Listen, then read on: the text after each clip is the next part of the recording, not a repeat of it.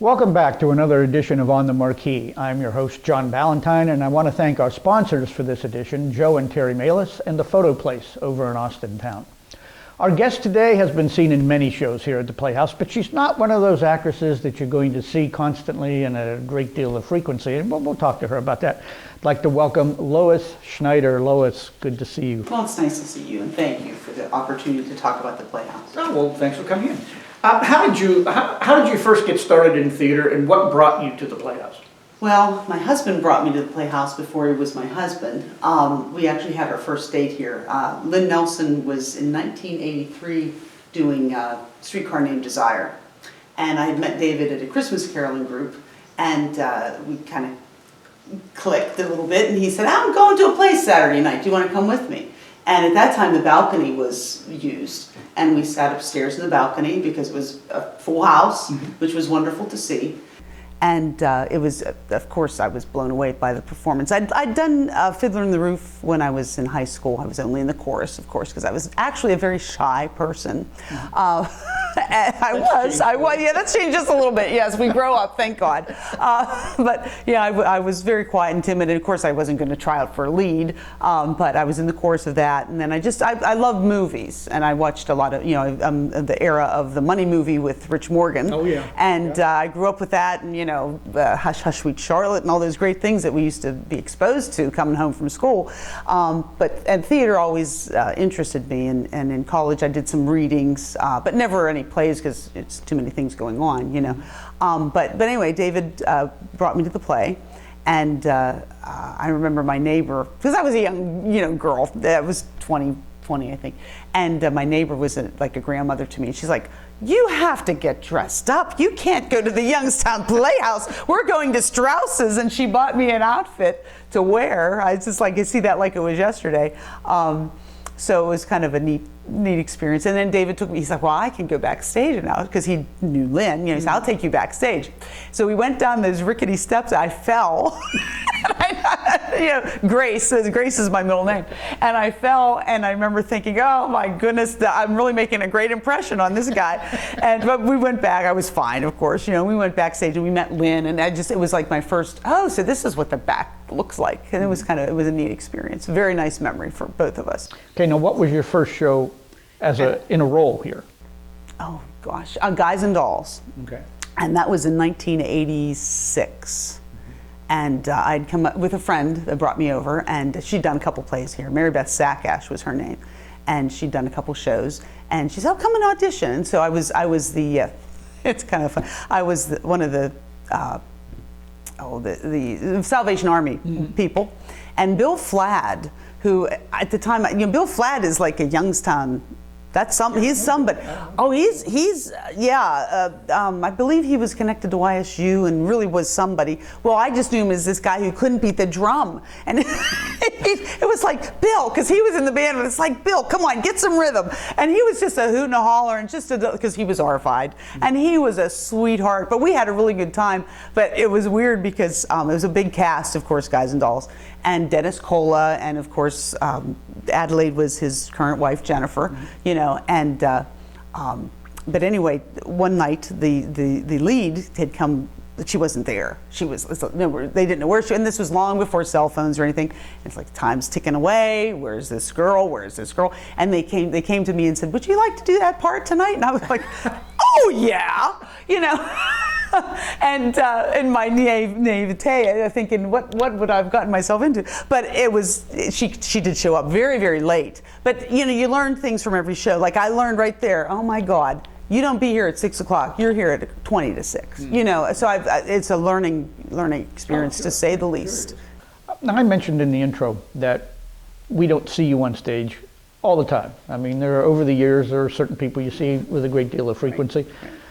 What is it about a show or a role that attracts you to do a role, and do you try and space them out so that maybe audiences don't get tired of seeing you? Or? Yes, well, I think first of all, you know, I think if I were talking to a young person about doing a show, you really do need to start out, David would call it a fruit bowl character. Like someone who's just, you need to experience, oh my God, where's this girl? But you don't know what's going on backstage in the audience. There's a girl, the lead's not here, what are we gonna do? You know, or to be on stage with someone who's supposed to, in Biloxi Blues, they're supposed to come out with boots. And I had a line about boots to this kid, and it's like, he came out without boots.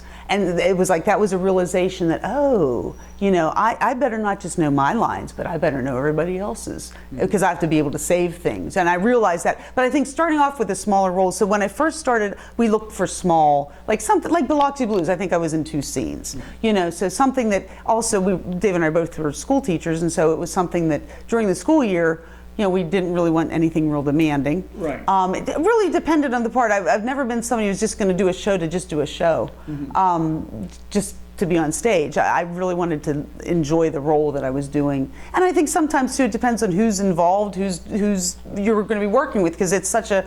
If I don't enjoy the rehearsal process, Exactly. then what's so? Yeah, you put on a really good show, but if the rehearsal was just a nightmare and you were miserable, I didn't want to be involved in that. So I've been, and we also go to other theaters too, all around the area. And I think that kind of helps to play different theaters, because yes, you get a different yes. perspective. Right. You know, as you move and work with different people and Yes. different directors. Yeah.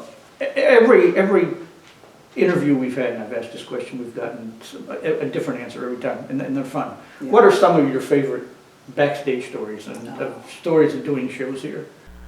Oh, my favorite. Oh. The ones that come to mind. Well, a lot come to mind. I think there's a great line in one of my favorite movies is The Curious Case of Benjamin Button, and the Cate Blanchett character is a dancer, and she has an accident, and Brad Pitt, oh, he's still my heart. Brad Pitt says to her, you know, you have chosen to do a very difficult thing, and there's only a little window of opportunity to do it, because as a dancer, you know, which I am definitely not. I do not consider myself a great dancer. I will learn what I have to do, but I'm not by any means consider myself a dancer. But she's injured, and she becomes a dance teacher. But the idea is that, like, you only have so much time to do these things, and then time passes and you can't do them. And I think that's very true with the theater. That just it's a very strenuous, if you're serious about it and you really want to give a performance that's as perfect as it can be, it's exhausting. And back to what? Tell me the question again. Oh God, because I knew I was going somewhere with this story, but I can't remember about the favorite role, favorite things, stories that happen. Yes, and I just think just being part of something that is so unique, and back to why we don't do it every show that comes down the pike. We are exhausted. The last show I did, I never went out with the cast because I knew I had to rest. I knew I needed every ounce of energy to do Mamma Mia, or I would just never give the performance that I did opening night. And I think people don't realize that family has to be very supportive. You know, and so, but there have been some interesting times, definitely.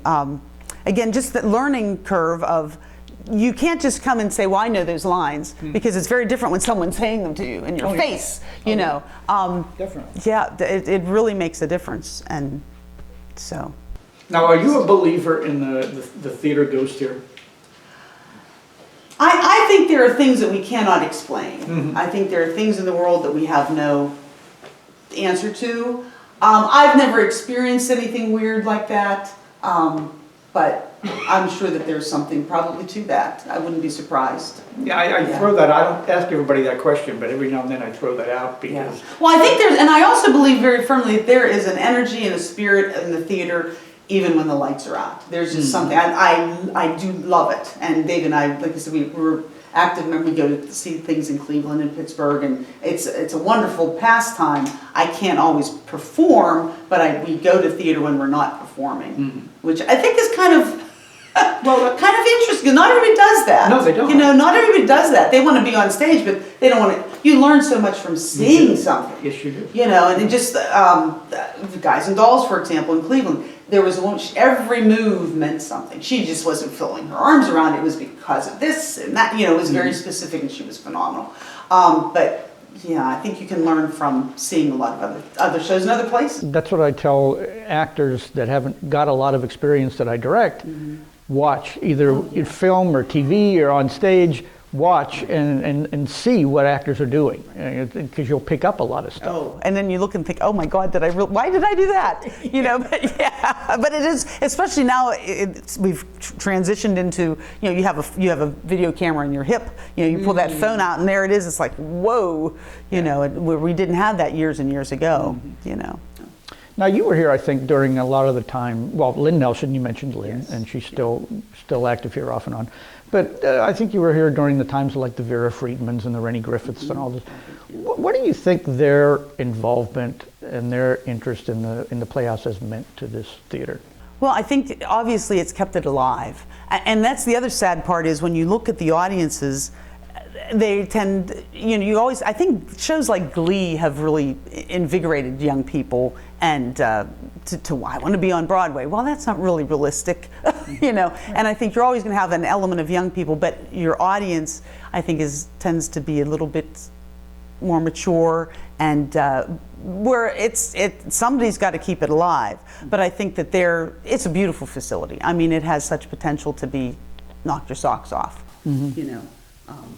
Because Lynn, I mean, you go back to, well, Lynn and John Griffith and Rennie and all the kind of the standards that they helped to create here over the years. Yes, yes. That people have tried to follow and walk in their footsteps, so to speak. Yeah, I think that you know, they held it together probably at times when. Yes. And Bentley Lenhoff. When I came to Guys and Dolls, Bentley had just left, and all I heard about was this Bentley. Well, I've since met his daughter, and his daughter I knew. He came into on Golden Pond rehearsals, and you know, I liked him because I tend to have a critical eye for things. I have done enough and seen enough to say, why did they do that? They should have done, you know, and.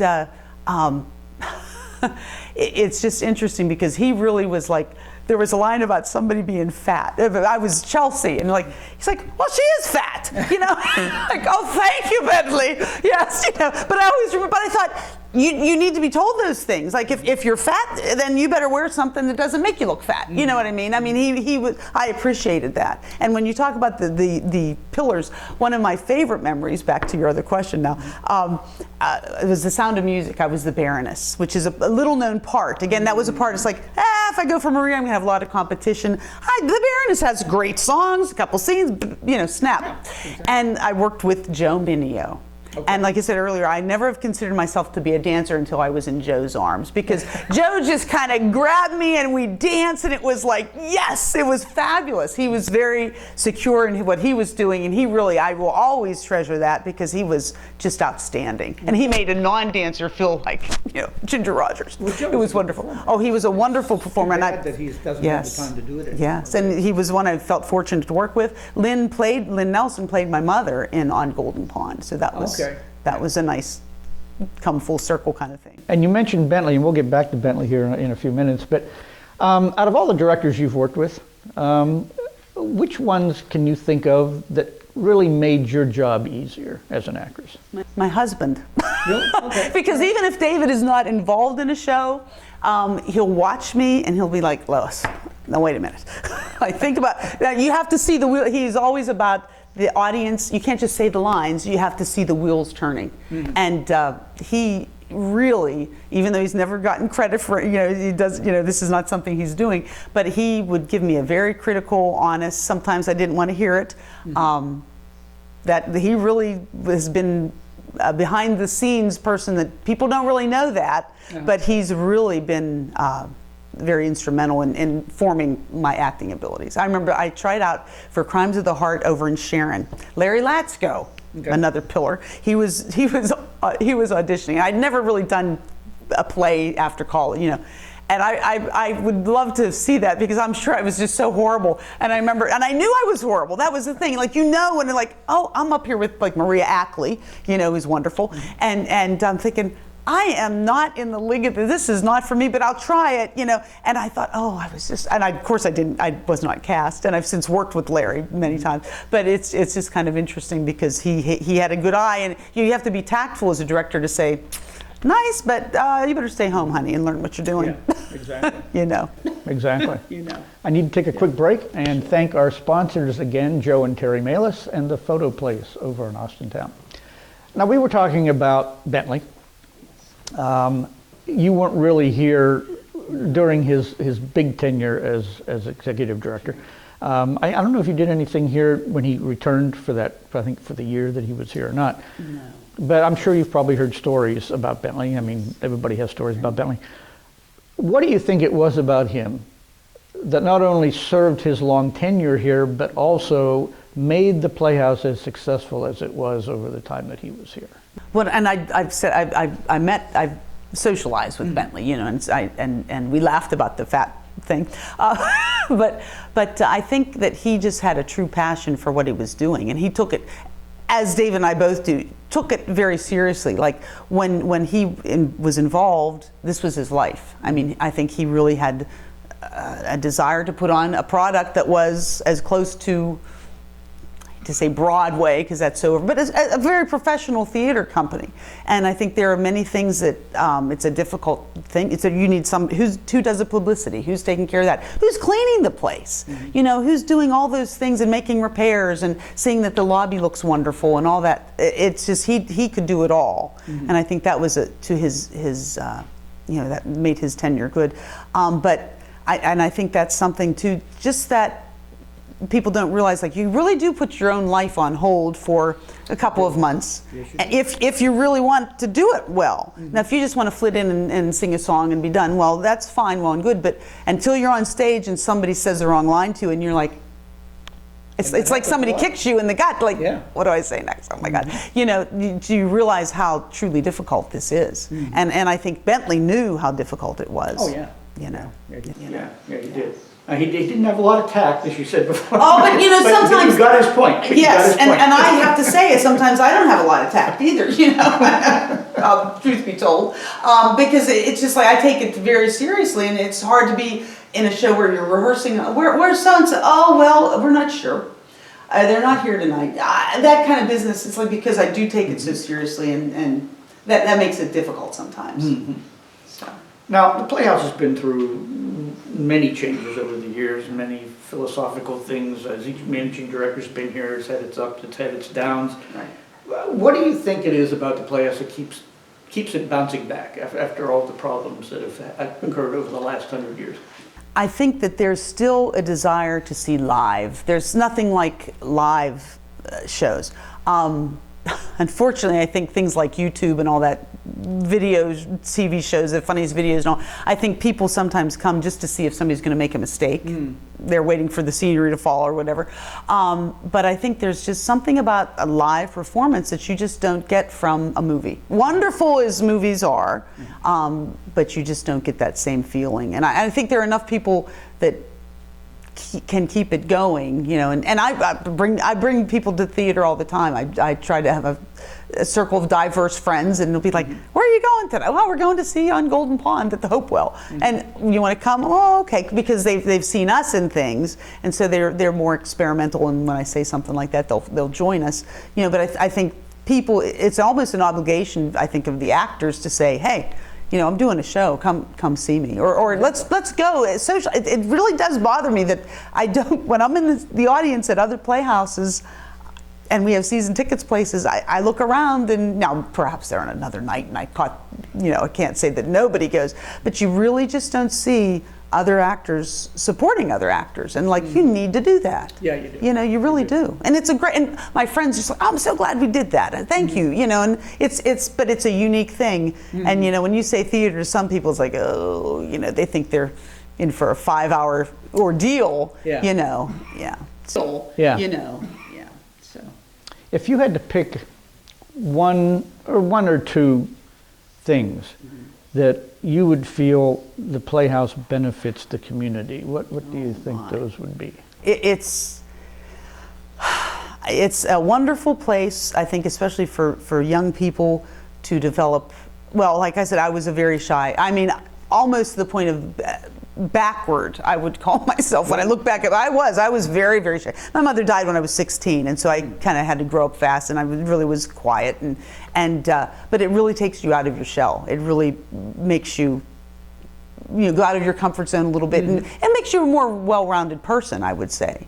And I think that's something that the theater definitely can, it's definitely a boost. And of course, then you're talking financially, dinner, I just had friends, we went to Fellows Riverside yesterday for lunch, and like the ancillary businesses that benefit from the theater, people going to dinner, people going to do things before or after a show, no matter what it is, it's part of the community. Right, yeah. Right. Audience development is always a problem for any theater, because the theater has to keep changing over the years as their audience changes, gets older, and you lose some, and you hopefully pick up some new ones. Right.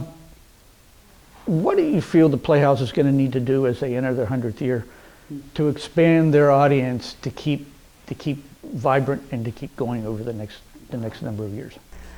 Well, sadly, I think that I was talking to a theater friend, and she said, we were talking about the Tony Awards, and she said, I'm so sick and tired of seeing these comics or whatever, the animated movies turned into theater and turned into plays, and they've become so technically difficult that I think it's really like Frozen. Like, how is the Playhouse going to pull off Frozen? And I've not seen it. I've never even seen the whole movie of that. That doesn't appeal to me. But I think the technical aspect of shows that Broadway can do, and big theaters in Cleveland and so forth, that is just really hard for a building of this age to suddenly, but that could be something, maybe a fund to start to support that. And like we got an elevator. That's wonderful. There's an elevator there.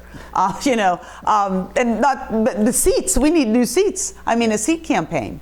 I think that would be a good thing.